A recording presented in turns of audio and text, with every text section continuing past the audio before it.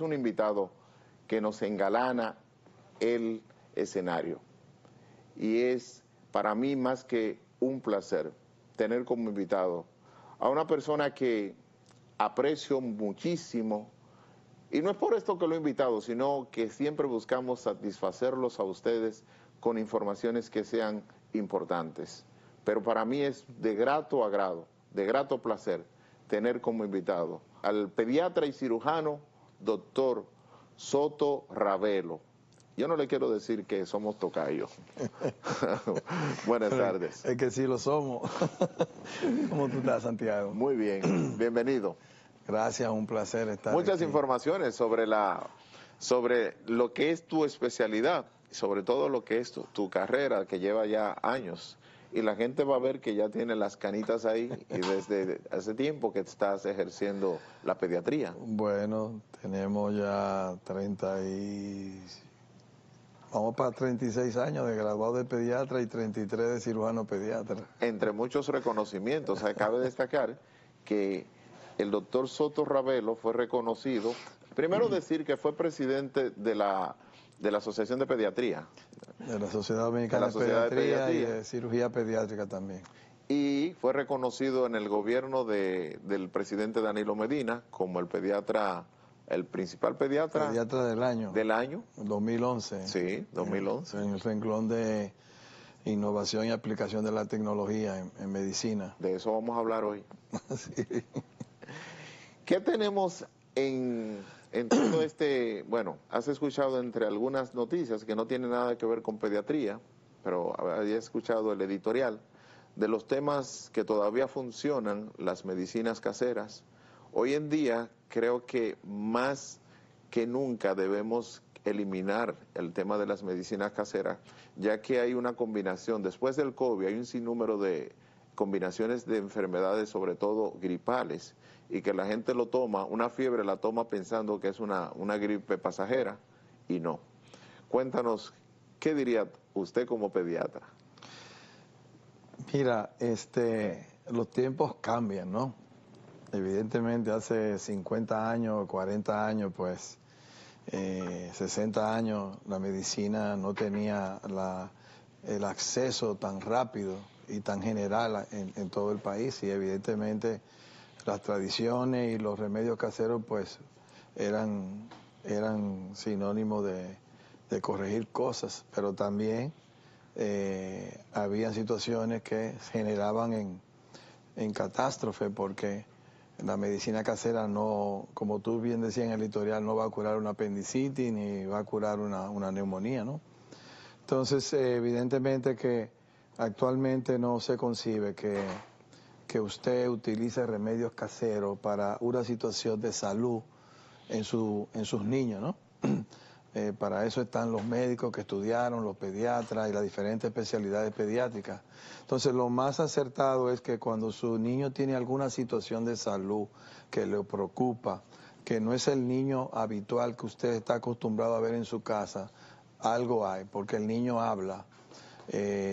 Cuando no tiene capacidad de hablar, pero habla por la forma en que se siente, en que rechaza un alimento, en que no está activo. Ya cuando los niños hablan, pues tienen gestos para decirte si me duele algo, si no me duele algo, si me siento mal o no, pero como padre y madre uno conoce a sus hijos, ¿sí? Además de la sintomatología general que puede tener una enfermedad que inicia, una tos, una fiebre que dure más de 24 horas, 48 horas, una diarrea que se torna sanguinolenta, una diarrea que se torna profusa y que puede deshidratar al niño. Entonces, todas esas son cosas que usted tiene que acudir a su médico, y acudir al médico tempranamente ante una situación evita que algo que puede ser manejado de manera rápida y con poca morbilidad, o sea, con poca consecuencia, pues se logre hacer eso y recuperar la salud del niño sin poner en riesgo su estado general, su salud, cuando se retrasa el tratamiento adecuado por un especialista. Hablando de, escuchas en la noticia que va a haber una revisión del nuevo Código Penal, que el Código Penal afecta a mucha gente, incluyendo los médicos que están ahí, que van a ser afectados. Siempre ha sido tema de que el médico corre el riesgo de ser demandado, pero ahora es mucho más afectado en el nuevo Código Penal. Hay unas normas, unas leyes, unos artículos que afectan bastante, que por cierto, hay un libro que se llama Entre la Medicina y el Derecho, escrito por Dariana Linares, una jueza, que ayuda bastante a identificar esos males. Pero hablando de que se va a revisar, que yo espero que también hayan revisiones ahí, porque los médicos van a tener mayor... Si en algún momento los médicos han perdido la diligencia, porque tenemos que tener claro que en todas las carreras hay buenos, muy buenos, hay excelentes y hay regulares y hay malos. Entonces, el que es malo posiblemente sea más malo, porque viéndolo desde el punto de vista de lo que afecta en el código por una demanda, que si yo te quería ayudar a nivel económicamente y te podía decir que tal medicamento ayuda a curar la enfermedad de tu hijo, por tu economía te pongo un medicamento que posiblemente no funciona muy bien, pero por tu economía te quiero ayudar. Eso no significa que el médico sea muy bueno, sino que está buscando ayudar. Y trayendo a colación este tema, que a veces los padres prefieren irse al tema de preparar un test con una tos de un niño por el tema económico. ¿Qué diría Rodolfo con relación a ese tema que le afecta a mucha gente, el tema económico, cuando la salud no es lo primero en el país? Hay muchas clínicas y muchos médicos pediatras importantísimos y que están tan abiertos, porque conozco 3 médicos importantísimos, entre esos estás tú, que primero tienen a Dios en su vida, en sus vidas, primerito tienen a Dios en su vida antes que pensar en lo económico. Entonces, aquellos que no tienen los recursos para acudir por una tos o por una fiebre alta de 24 horas que tiene su hijo. Mira, evidentemente el problema económico siempre va a existir. Son de las limitaciones en el ejercicio de cualquier profesión. Pero yo entiendo que en cada zona del país hay una institución de salud, sea privada o sea pública.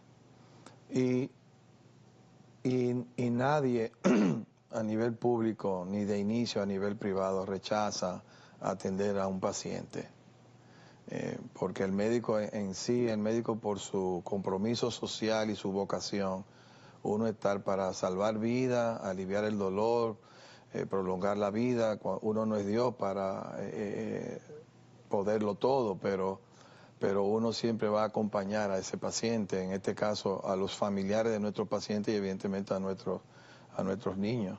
Pero evidentemente que uno tiene siempre que ayudarse del profesional de la salud y de los establecimientos de salud. En relación a lo del al código penal, donde penaliza y criminaliza el ejercicio de la medicina, porque eso es lo que está haciendo el código. Eso es lo que está haciendo. Criminalizando, tratando al médico como un criminal que está haciendo algo para acabar con la vida de un ser humano. El médico estudia para salvar vidas, para hacer el bien, no para dañar, sí, ni matar a nadie. Uno como ser humano, uno puede tener un error, pero no es un error voluntario y adrede. Y es lo que hace el código que entonces ahora... el código a ti te trata de que si tú tienes o no a veces un error, sino hay procedimientos y hay condiciones médicas que tienen sus complicaciones descritas. Sí. Y eso no significa que el médico actuó mal, ¿sí? Y muchas veces un organismo no es como un plato que tú lo quitas de una mesa y lo llevas a otro. Se movió porque tú lo moviste. Sí, correcto. Tú estás haciendo todo lo mejor, pero el organismo reacciona diferente a un medicamento, a un procedimiento, eso. Entonces, y es tu experiencia la que hace que actúes con un medicamento por tu experiencia. Pero puede ser que un organismo sea distinto. Exactamente, o sea, hay inclusive reacciones alérgicas que se hacen por primera vez. Tú habiendo usado un medicamento toda tu vida y de repente la próxima vez que te toma el medicamento hace una reacción. Suponte que ese paciente hace una reacción. Culpan al médico porque yo le indiqué un medicamento, hizo una reacción, hizo una anafilaxia, no llegó a tiempo, no se pudo resolverla y el paciente fallece o queda con secuela. Entonces El medicamento que aprovecho para contarlo, yo tomaba un medicamento para el dolor de cabeza. Ese medicamento se convirtió en mí que cada vez que lo tomaba, es decir, ya después pasó un tiempo que cada vez que yo tomaba el medicamento, amanezco despierto, totalmente despierto. ¿Y yo qué hago? No tomo el medicamento. Claro, claro. Entonces eso mismo puede pasar con un paciente que te visita, que está acostumbrado a tomar un medicamento. Sí, porque en el organismo hay un acúmulo de efectos, donde un mismo medicamento que no te ha hecho daño nunca, por acumulación de efectos y la reacción que el organismo hace al estar en contacto con ese medicamento, produce una reacción en un momento dado. Sí. Y eso no significa que usted lo indicó mal. ¿Qué tenemos cuando hay situaciones como hay que hacer circuncisión? A veces en la circuncisión hoy en día hay muchos temas médicos o muchos temas que tienen que ser, que son por estética, pero hay otros que son por salud. La circuncisión o el tema del frenillo. ¿Cuándo hacerlo? Cuando se necesita que un niño se le haga la circuncisión, obviando la estética. Mira, el prepucio, que es lo que recubre el glande, es esa piel que recubre el glande, tiene su función. La función es, en las primeras etapas de la vida, proteger el glande, proteger el meato, que es el orificio por donde sale la orina. Entonces, cuando usted quita ese prepucio de manera no médicamente justificada, usted está condicionando a que ese glande se irrite, a que ese meato se pueda estenosar por irritación y todo eso. La circuncisión debe hacerse cuando existe la indicación. ¿Cuál es la indicación? Que no se pueda retraer el prepucio, que tenga un prepucio excesivo, que haya deformidades del prepucio, que vienen acompañadas de otras patologías del pene, como la hipospadia, en fin, que haya laceraciones, que haya un traumatismo del prepucio, que haya nevos o lunares en el prepucio. Entonces, generalmente en los primeros años de vida es normal que el prepucio esté cubriendo totalmente el glande. La gente dice, no está tapado. No está tapado porque el niño puede hacer pipí. Pero es tan poco la retracción que existe que apenas permite ver el meato. Entonces, generalmente los niños, hacia los 4 años más o menos, tiene ya una libertad de retracción total del prepucio. Antes de eso, no significa que no se vaya a hacer la circuncisión, porque uno como médico va viendo qué tan beneficioso está el prepucio siendo retraído. Los ejercicios se deben hacer a partir de del 10º mes o el 11º mes de vida del niño, y son ejercicios ligeros, echando la piel hacia atrás. No debe hacerse una retracción del prepucio forzada en los primeros meses de vida, ¿no? A partir de los 11 meses empiezan a mamá poquito a poquito, empujar un poquito cada vez más, para ir ayudando. Porque el prepucio, dentro de su celularidad interna, produce unas secreciones que son lo que van a ir ayudando a despegar el prepucio del glande. Tenemos dos temas, Rodolfo, y es el tema de que la Biblia habla de circuncisión, y la otra es, si te agrego la pregunta, ¿es obligatorio a nivel de salud el tema de la circuncisión? No, no es obligatorio. Hay culturas como las musulmanas, la judía, Y la africana, que por culturales o religiosidad pues deben de circuncidar al niño o al adolescente, ¿sí? Ya uno no va a entrar en ese detalle y en ese conflicto de cultural y religioso. Exacto. Desde el punto de vista médico, ningún paciente necesita ser circuncidado antes de los 2 años, por decirte una etapa de la vida. Pero ¿sí? Si sus padres no quieren, que no lo llevan la cultura, no quieren hacerle circuncisión a su hijo y él no está afectado de nada, no tiene que hacerlo. No tiene que hacerla. Por ejemplo, muchos padres se acercan porque quieren circuncidar a su niño recién nacido. Uno les dice los pros y los contras, lo que es y lo que no es.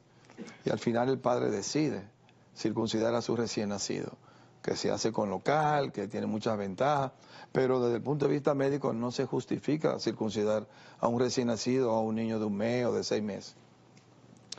Hablemos un poco de la cirugía pediátrica, y que ya que eres cirujano en pediatría o pediátrico, la importancia de la cirugía, los miedos que pueden tener los padres, que se le presentan a los padres, los temas psicológicos que sufren, el niño, a qué edad se le puede colocar una anestesia, ¿A qué edad un niño puede recibir una cirugía? Cosas como esas. Mira, la cirugía actualmente, desde la vida fetal, se puede hacer una cirugía fetal. De hecho, en el país ya tenemos un equipo de medicina fetal dominicana que se está innovando en eso con mucho éxito, operando el niño intraútero. Entonces, lo que te quiero decir con eso es que una edad para operar un niño no hay una edad, porque hay patologías que necesitan ser operadas los recién nacidos, con 24 horas de nacido, 2 días de nacido, 3 días de nacido. Entonces, las condiciones patológicas que requieren cirugía inminente, no importa la edad para ser operado, porque tienes que operarlo, porque de eso va a depender la evolución y la vida misma del niño. Entonces, no hay una edad que diga, bueno, a partir de esta edad es que se pueden operar los niños. No, no. Me voy al extremo de que ya actualmente en la vida intrauterina se incursiona y se hacen cirugías fetales, para que el público sepa que desde esa etapa se puede operar un niño. Claro, hay que tener todo el engranaje, todo el cuidado, toda la preparación para operar a ese niño, a ese adolescente, a ese escolar, con todas las prerrogativas, todas las evaluaciones, un equipo médico bueno, una buena clínica con los equipos y todo para garantizar de que cirugías electivas salgan todo bien y cirugías que no son electivas, que son de emergencia, inclusive sean igual de exitosas, que es lo que todos siempre queremos que sea así. Los padres a veces se preocupan cuando su hijo, el varoncito, no se le sienten las bolitas y se preocupan. ¿Hasta qué edad pueden esperar para que deban acudir al médico viendo que esto es extraño? Muy buena observación la tuya. Cuando no se sienten las bolitas es lo que en medicina es testículo no descendido o criptorquidia. Entonces es importante saber que un niño puede nacer con sus 2 bolsitas o una bolsita vacía, para que entiendan, ¿verdad? Y si es un niño que nació de término, podemos esperar hasta los primeros 6 meses de vida. Si es un niño que nació pretérmino, o sea, antes de las 37 semanas, porque el testículo desciende ya hacia las 36 semanas. Todo niño que nace antes de las 36 semanas, cuando nace, va a tener las bolsitas vacías y va a ser normal porque todavía no era el momento en que sus testículos descendieran, pero él nació antes de eso. Entonces, en esos casos damos hasta el año de edad en los prematuros. Ahora bien, el rango es un niño de término que nace de tiempo, que no nace con los testículos abajo, se da entre los 6 meses para decidir no va a bajar ese testículo, entonces se trata como un testículo criptorquídico, como una criptorquidia. Entonces, el rango para operarlo es entre los 6 meses y el año y medio, como máximo 2 años. ¿Por qué? Porque a medida que el tiempo avanza, el testículo va sufriendo, va dañando su celularidad y va por influjo de anticuerpos, puede dañar el otro.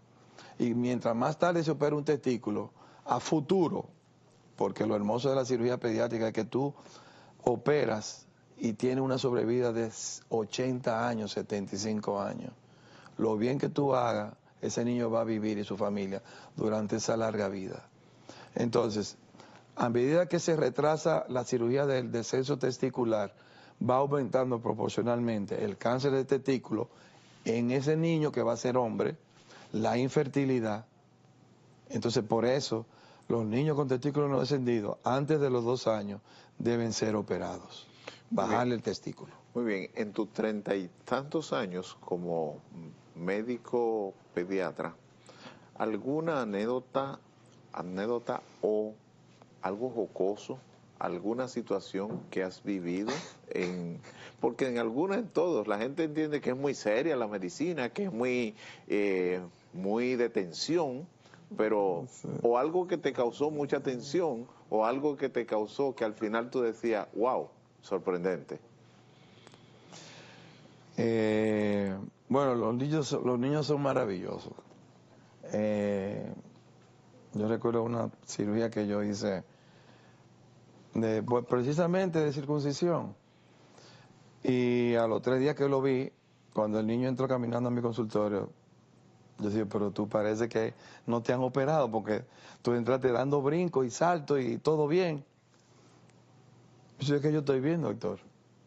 Yo estoy bien. Dijo el Sin niño. embargo, uno de adulto, uno tiene que coger 15 días, un mes de licencia, acostado en una cama y todo eso. Entonces, los niños son maravillosos, se recuperan rápido, se recuperan rápido.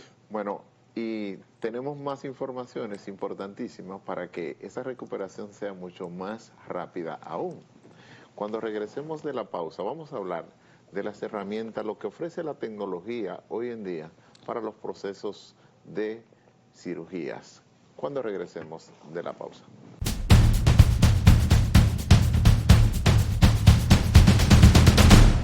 Estamos conversando con el doctor Rodolfo Soto Ravelo. Le quité otra vez Santiago. Rodolfo Santiago Soto Ravelo, mi querido pediatra. Y al mismo tiempo podemos agregar que es cirujano pediátrico.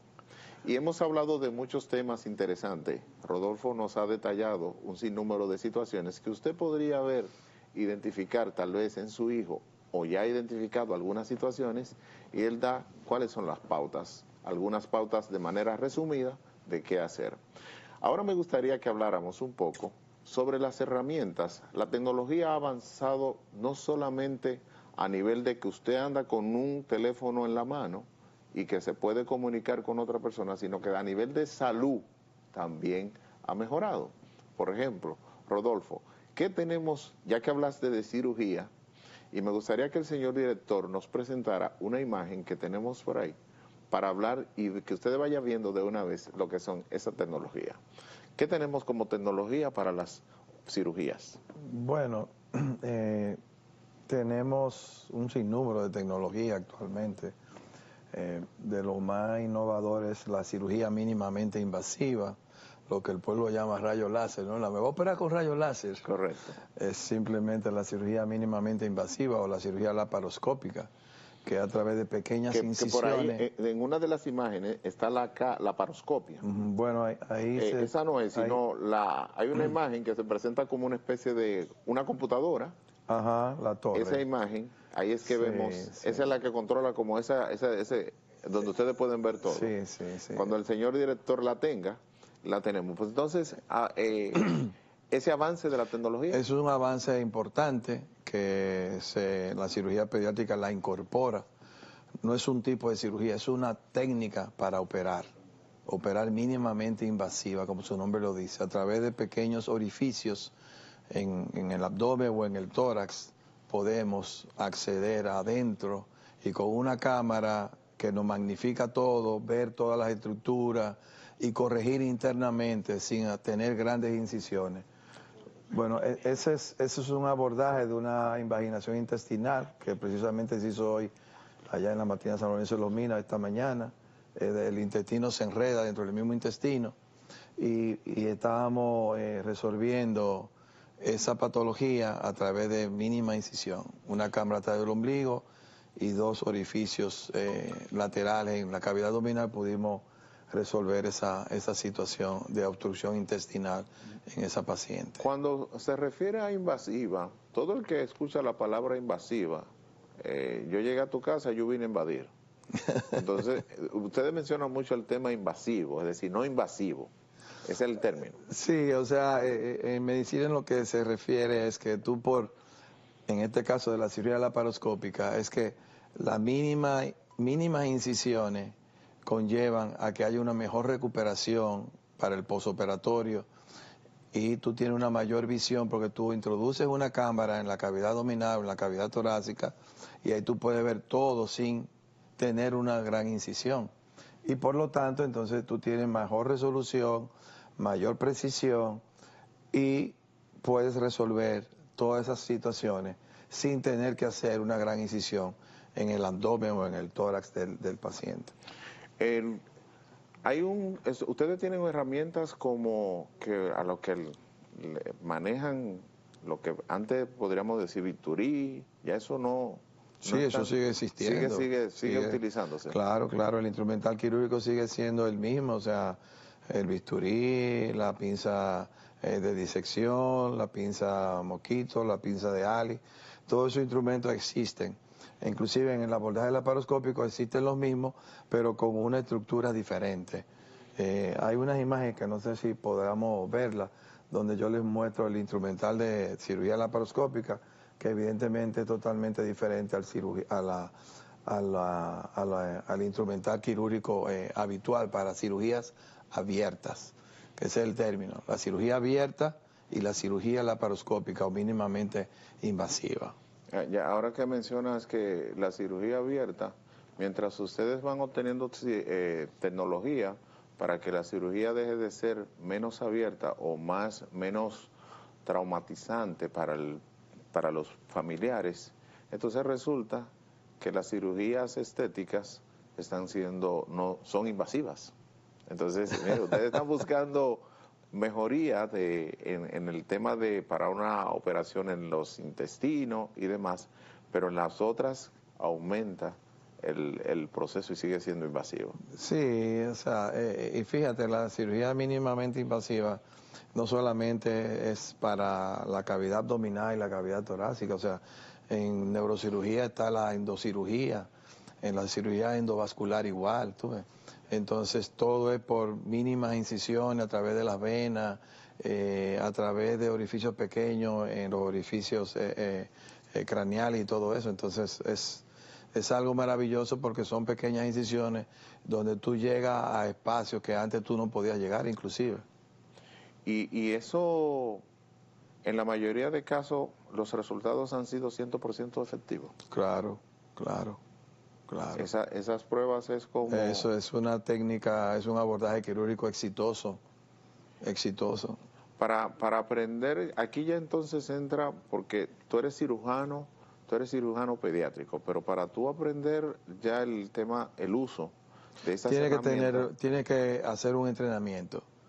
Hacer un entrenamiento, así como cuando uno se está formando para ser cirujano pediatra, de manera actual ahora, está en los programas, sobre todo en los hospitales donde hay cirugía mínimamente invasiva, como sería en la maternidad San Lorenzo de los Minas, en nuestro programa de residencia, ahí tenemos 2 torres de laparoscopía y nuestros muchachos salen formados en abordaje laparoscópico, además de las técnicas abiertas tradicionales.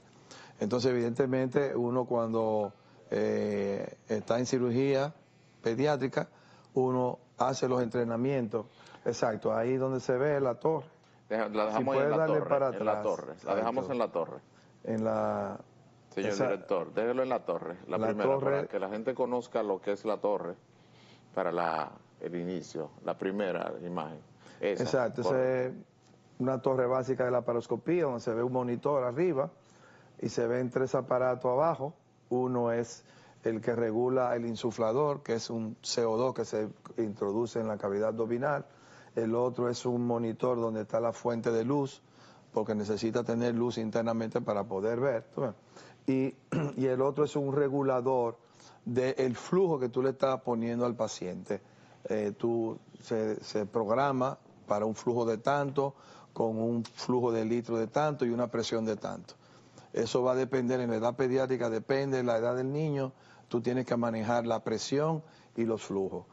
Si el señor director puede seguir, entonces el instrumental, estos son 3 tipos de lentes, de 10, de 5 y de 3 milímetros. Como si fueran cámaras. Esos son los lentes, donde está, hay un cabezal que no lo puse ahí, que es donde está la cámara, que se conecta a ese lente y entonces hay una conexión para tú poder ver a través del lente con la cámara. ¿Y estos son los instrumentales de la laparoscopía, que son totalmente diferentes al instrumental de cirugía abierta, pero en el fin son el mismo tipo de instrumento, lo único que varía es su forma. Okay. Son largos porque uno entra a través de unos trócares y entonces tiene que introducirlo ahí. Y uno mirando la pantalla va moviendo sus manos, mirando el monitor, y uno opera mirando el monitor. Te metes dentro del paciente sin entrar. Tú entras dentro del paciente sin estar adentro. A los Ricardo Arjona. A los Ricardo Arjona, sí. ¿Aquí qué tenemos? Esto es una invaginación intestinal, cuando el intestino es una cirugía abierta, a diferencia de la otra que vimos al inicio, donde era una invaginación intestinal, le hicimos vía laparoscópica, esta se hizo abierta. ¿Sí puede seguir? Exacto, ahí se ve el intestino, eso grueso que se ve es el intestino que está hinchado porque su mismo intestino se entró dentro de él mismo y eso produce una obstrucción. Entonces hay que operarlo y desenredarlo para que esté liberado el intestino. ¿Qué síntoma produjo en el Bueno, en el en la niño? invaginación intestinal se ve generalmente entre los 6 meses y 18 meses de vida. Y el síntoma es dolor abdominal tipo cólico, vómitos y evacuaciones rosadas, que se llaman jalea de grosella. Entonces eso es importante porque a esa edad estamos acostumbrados a darle mucho té a los niños. Ah, no, que es un coliquito, que es una diarreíta. Entonces siempre es un niño entre 6 meses y 18 meses que presenta, y sobre todo que está bien nutrido, no está bien nutrido, dolor tipo cólico que no mejora y vómitos, debe de acudir al médico inmediatamente. Aquí está el equipo. A la anterior, me gustaría ver la anterior, que después de la del intestino abierto, señor director. La anterior a esa, había esta, ok. Sí, ahí ya está desenredado, por decirlo así, Ya, el ok. intestino del paciente que tenía la invaginación. Fíjate que ya no se ve el intestino como esa bola junta, sino ya se ve todo el intestino desenredado ahí. ¿Cuántas horas tomó este proceso de desenredar? De desenredarlo, Sí, menos de una hora menos de, ok. la cirugía. Okay. Tú ves la bola que se ve ahí ya desenredado, exacto. Ok, muy bien. Entonces ya vemos al equipo en la siguiente imagen, el equipo Esa es una cirugía laparoscópica mínimamente invasiva, donde estamos ahí mirando. Fíjense que todo el mundo está mirando hacia arriba, no estamos mirando al paciente. Sí, no, Al paciente lo estamos mirando la en la pantalla, lo estamos mirando internamente. Y los dedos, uno como si fuera una marioneta, usando las manos y los dedos. Continuamos, señor director. ¿Aquí qué tenemos? Aquí no tenemos, sabemos nosotros nada. esa es la región inguinal vista por dentro en la barriga, vista desde adentro, no desde afuera. Ahí pueden ver como ese hueco, eso es un hueco por donde sale la hernia, las famosas hernias inguinales, el intestino se mete ahí. Muy bien. Entonces eso es un abordaje laparoscópico para resolver la hernia inguinal en un niño, sin tener que incidir abajo en la ingle. Y ahí está ya cerrado. Fíjense cómo ahí se ve cerrado, eso lo hicimos internamente. Es una cirugía de 15, 20 minutos. Igual ahí se ve, esto es en una niña que es diferente, se puede seguir. Pues, y aquí la técnica es quemar esa parte de ahí para cerrar el defecto y no protruya el intestino, ni el ovario, ni la trompa. ¿esa quemada cómo es?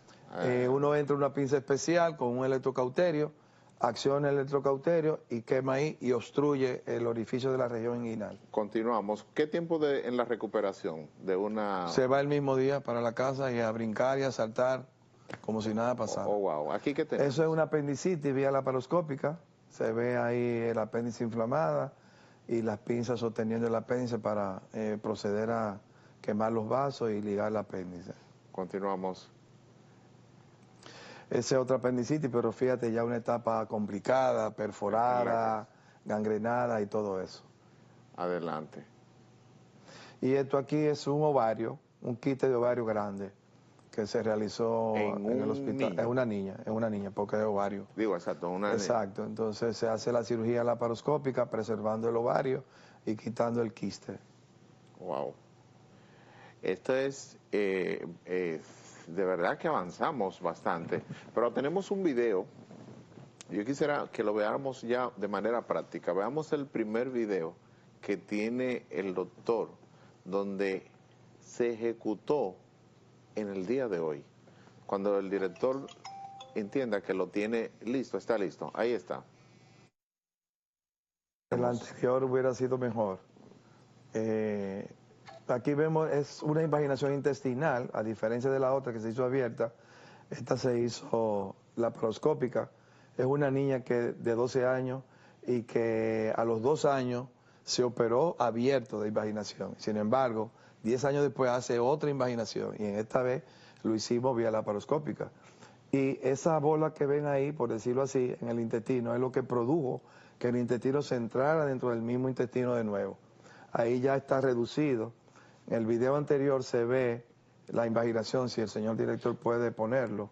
Exacto, en el video anterior. Vamos a ver. Ahí se ve cómo estamos procediendo a reducir, a desenredar, por decirlo así, el intestino que está dentro del mismo intestino. ¿Cuánto ha avanzado? Sí. Que te da menos tensión ahora con con la tecnología. Como tiene la IA la gente, que la gente está más... Sí, la inteligencia artificial es algo innovador. Es Y en in- medicina tiene una aplicación excepcional.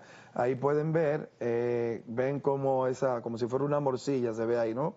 Entonces, el intestino que está grueso es porque está el intestino dentro del mismo intestino y por eso se ve así grueso. Entonces ahí estamos procediendo a empujar ese intestino para desenredarlo, por decirlo así, para que puedan entender. Fíjense cómo va saliendo, cómo se va liberando hasta lograr la liberación completa y ya entonces luego se termina de hacer que la está cirugía. dentro de él mismo. Sí, fíjate cómo estaba, ¿lo ves? Sí, está Exacto, dentro de él mismo. dentro de él mismo. Eso fue, lo hicimos, ese caso fue hoy en la maternidad de San Lorenzo de los Minas, a las 10 de la mañana, lo ejecutamos, gracias a Dios ¿Qué edad tenía? 12 años tiene la niña. Una Y niña. ella a los 2 años se operó abierta de invaginación igual. Es decir, que mañana ya está saltando. No va a estar saltando porque hubo que resecar una parte del intestino porque tenía la lesión, la masa. Entonces ya hay que esperar 5 días para restablecer la vía oral, pero ella puede caminar. Desde mañana mismo está caminando. ¿Sabes que hablamos un poquito de la inteligencia artificial y los avances? Yo tengo algunas reservas con relación a la inteligencia artificial, porque si antes utilizábamos lo que era el té o lo que son los medicamentos caseros, ahora la gente, mi hijo tiene, le escribe a la IA, Sí, mi hijo tiene un dolor de estómago, eso es correcto. y entonces va dando los síntomas y la IA le va a contestar. Fíjate, ya no es doctor Google, Es doctoría. es doctor IA. Tú entras a cualquier buscador de IA. Mi hijo tiene 2 días con dolor abdominal, náusea, vómito. Dígame qué puede ser. Bueno, y la IA te va a decir un sinnúmero de patologías que están asociados a un dolor abdominal de 2 días de evolución, con náusea y vómito. Entonces, tú dices, pero mira, puede ser parasitosis, puede ser una obstrucción intestinal, puede ser una apendicitis. Ya ella tiene unos controles, ¿Tú me porque te está entiendes? poniendo, te está colocando, que es importante que consulte a un médico. Pero ahí la IA, como tú bien dices, tiene un control que te dice, no obstante, debe consultar al médico. Pero se lo pusieron ahora, es decir, Ahora, han hecho unos claro. controles, porque los otros días yo le puse Es que se han dado cuenta de esa situación. de unos síntomas, porque me tocaba hacer una mini conferencia en la UAS sobre el tema de la IA y la psicología, y entonces le puse tema psicológico, como lo conozco, y entonces le decía, yo tengo tal palpitaciones, y entonces la IA me dijo que eso era una ansiedad generalizada. Lo peor, lo que yo, está bien que ella me dijera lo que tenía, pero lo que menos me gustó es que me dijera qué tomar. Y eso es peligroso. Claro. Peligrosísimo. Claro. Ya la IA, antes te leía los resultados de un análisis, Ajá. ya no te lo lee. Ese es otro control que tiene. Ya no te lee los análisis. Porque ya la gente no quiere ir siquiera a llevarle los resultados, quiere adelantarse. No. Entonces ahí empezamos a adelantarnos. Rodolfo, ¿dónde te podemos contactar para cualquier gente que necesite consultarte? Nosotros estamos en el Centro Médico Moderno y en el Centro de Obstetricia y Ginecología. Muy bien, ¿y tus contactos? Mi celular es el 809-707-7859. ¿Tienes redes sociales? Sí, en Instagram yo estoy como Rodolfo Soto Ravelo. Muy bien. Que hace recientemente que me puse en Instagram porque no estaba en eso y los hijos míos, papi, tú tienes que entrar en las cosas. No importa los años que tú tengas, ya tienes que innovarte. Y no, claro. Y tengo un año que tengo ahí mi Instagram y una compañía que maneja las redes. ¿Alguna última recomendación para finalizar brevemente? Miren, lo más importante es no minimizar el que tu hijo se sienta mal. Nunca debe minimizarse. Es mejor pecar de exagerado y no de descuidado. Entonces mi recomendación final es Cuando usted vea que su hijo no está bien, porque uno como padre conoce a sus hijos, entonces acuda a su médico pediatra, ¿sí? Y que sea él que le diga a usted, no, mira, tranquilo, no pasa nada, o sí, vamos a actuar. Porque en medicina la prevención es lo importante, la medicina preventiva es lo que realmente nos ayuda a vivir más. Y cuando hay que curar, bueno, pues entonces tratemos de curar, iniciar una curación a tiempo. Muy bien, muchísimas gracias Rodolfo Santiago, Rodolfo Ravelo Soto. Muchísimas. Santiago, Es que el Rodolfo, primero, Soto, es que yo Ravelo. no quiero que tú tengas el primero, Ah, yo pero quiero que tengas el segundo. ese es mi primero, porque yo no Santiago lo uso Rodolfo casi. Soto Ravelo, muchísimas gracias por estar con nosotros. Ha sido de verdad excelente tu exposición, esa entrevista para mí debe ser repetida para que ustedes puedan obtener más información o las informaciones dichas por el doctor. A ustedes muchísimas gracias por estar con nosotros. Nos vemos la próxima semana si Dios lo permite.